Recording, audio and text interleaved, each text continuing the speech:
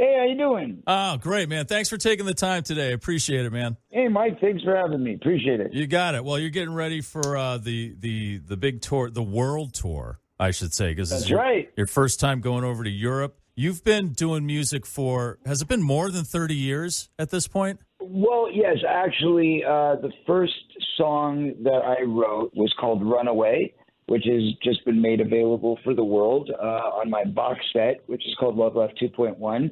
And that song was actually written in 1986. Oh, my gosh. I graduated high school that year. There you go. Exactly. Well, I wasn't even graduating yet. I was still a wee little one, actually. Yeah. But yes, I wrote the song in 1986. Didn't release my first single till 1989, which was Something in Your Eyes with Michael Damian for the Dream a Little Dream soundtrack. It was released on vinyl back when vinyl was still a thing before it became just cool. Right. Now it's just cool. People still do it for fun. But in those days, we had nothing better. We didn't have CDs yet, or we just got CDs or whatever. But anyway, Right, so yes, right. 1989, that was the first single. And then we didn't get the first album of material out till 93. So this year is actually the 30th anniversary of my first album, Love Left. So yes, the official release, it's been 30 years, but I started writing about 10 years before that. And now you have a box set. You have a Funko Pop celebrating you as a artist, a musician. Over those Crazy, 30, right? It's great. No, I think that's great. You know, the great story here is you didn't quit. And my question is, right. Over that 30-year period of making music, and I know you were busy doing movies and other things, was there ever a time where you were like, oh, screw this, I'm just going to go back to acting, or I'm just going to, I'm going to give up music, because I know you took a lot of abuse, and it's especially hard for actors, I think, to get into music. Was there ever a time where you were just like, I quit, I can't do this anymore? Yeah, pretty much like at the end of every tour. No. Honestly, it's usually like, yes, there were those profound moments, like after the Today Show, for example, was the perfect time when we did that Today Show performance, which ended up, of course, going viral and becoming like one of the most significant amount of views ever in the history of the show, which was just crazy in and of itself. But yes, we made a splash, that's for sure. Yes. But 1 billion people watched that performance within like 2 days. So it was the craziest thing. And I feel like it was set up intentionally to be destructive to me. I felt like, all the media kind of aligned.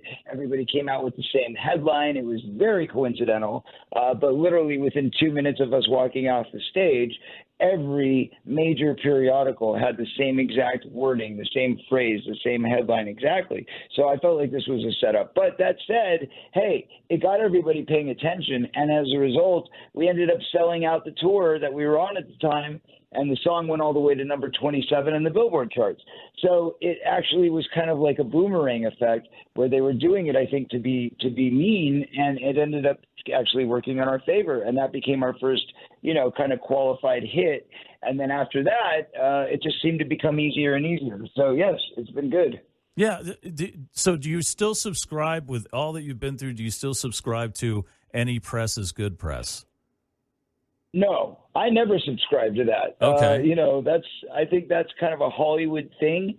That's, I think, everybody's way of kind of covering up their dirty little secrets. Like, oh, well, whoops, that came out. Hey, all press is good press. Ha, ha, ha. No, I don't believe that at all. I think you've got to lead by example. I think that we should always try to be upstanding, contributing citizens, doing what we can to help one another and leaving a mark, whether it's as an artist or as just being a decent human being. But I think that we all have a moral obligation to be the best version of ourselves we can be. And when we do that properly, even as artists, then we tend to leave, a good example. And that's what I try to do. That said, it doesn't always work. And sometimes, I am human and I'm certainly flawed, and God knows that I've had my moments under the spotlight that have not been the best, but I've also done my best to try and at least project something positive. Right on, man. Right on. So on this tour, you got a couple of special shows. There's Lost Boys specific shows. Those are on the West Coast. But when you come to the East Coast here and you're playing up at the Angel City Music Hall in Manchester at the end of this month, Are you going to be still be doing tunes from some of the soundtracks? Listen, we tailor this show literally for the audience. You know, the whole idea is to give the audience everything that they want to see, everything they want to see. So we're going to be taking them through the classics. You know, there's going to be the classic songs that everybody wants to hear from the last few years, but we're going to go through all of the, it's like a time travel machine. We go back to the very beginning of my music career, and we take you all the way through. And through that, we also take you through the classic films and the soundtracks of those classic films. So we do a whole section of the show, which is basically a tribute to the movie soundtracks. And yeah, we play all the hits, you know, Stand By Me, Goonies, Lost Boys. It's really fun. It's a lot of fun. It's like a big time travel machine, and everybody's, you know, having this wonderful, joyous ride down memory lane, and it's filled with love and, oh my goodness, so much fun. So everybody should come down and be a part of it. That's awesome. So, again, that's Angel City Music Hall, Manchester, New Hampshire, September 30th. That's One right. more question before we go. You mentioned the Goonies, and I've been hearing a lot of talk and rumors, nothing official, but of some kind of Goonies reboot. So this is kind of a multi-part question. What do you think? Does Goonies need to be rebooted? And what do you think about the whole rebooting thing? Because to me, that's already a near-perfect movie. You're never going to recreate the chemistry. Right? Hey, Ever. You're preaching to the choir, buddy. You're preaching to the choir. Yeah, I couldn't agree more. I think that reboots are a waste of time. I think they're an insult to the artists that originally created them, the writers, the producers, the directors, the actors, everybody. You can't get better. Otherwise, you wouldn't be trying to remake it, because if it's that good, then, you know, you're inspired to make another film just like it, then you should probably just leave it alone. Right. Right. So I don't agree with reboots, but I do love sequels. So I think that, you know, like what they did with the last Ghostbusters, where they were like, okay, you know, instead of trying to replace them with a bunch of chicks, let's just bring the Ghostbusters back. Hey, what a concept. So obviously it was a cash cow. It was a big payoff, because that's what fans want to see. They want to see the original actors that they grew up loving and knowing and feeling like they had a human connection with them, and they want to see those characters develop with those same people playing those roles. So that's what we all want as a fan base.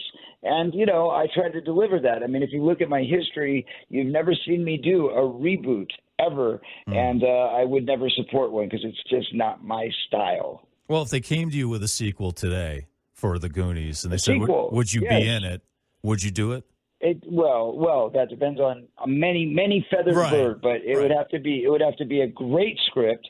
There'd have to be the assurance that everybody was back on board.